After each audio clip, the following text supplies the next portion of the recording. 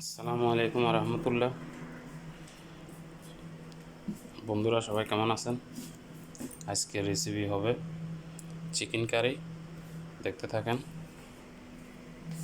একটা চিকেন নিছি, চিকেন এটা কাটি ফ্রাই করবো, মশলা দিয়ে ফ্রাই করি কারি বানাবো। কড়াই বসা দিলাম, দিয়ে দিলাম তেল। হ্যালো আপুরো ভাইয়েরা, মুরগি ইয়ানি চিকেন হলুদ মরিচ দিয়ে ম্যারিনেট করে লইছি। এখন ফেরাই দিয়ে দিলাম ফেরাই। মুরগি ফ্রাই চালের চিকেন হয়ে গেল। এখন নামাই ফেলামো। এখন মশলা বানাবো। চিকেনের লাই কড়াই বসা দিলাম, এখন দিয়ে দিলাম তেল। মশলা বানাবো। দিয়ে দিলাম হালকা গরম মশলা, একটা লেবু শুকনা, দারচিনি এলাচি জিরা গোলমরিচ।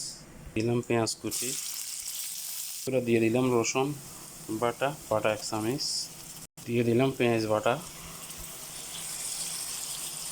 হলুদ গুঁড়ি দিয়ে দিলাম 1 চামচ, দিলাম ধনিয়ার গুঁড়ি, দিলাম মশলা 1 চামচ, কারি পাউডার দিয়ে দিলাম 1 চামচ, হচ্ছে কারি পাউডার দিয়ে দিলাম 1 চামচ, টমেটো পেস্ট দিয়ে দিলাম 1 চামচ, গোলমরিচ পাউডার 2 চামচ, টক দই দিলাম, কড়ি পাতা কাঁচামরিচ,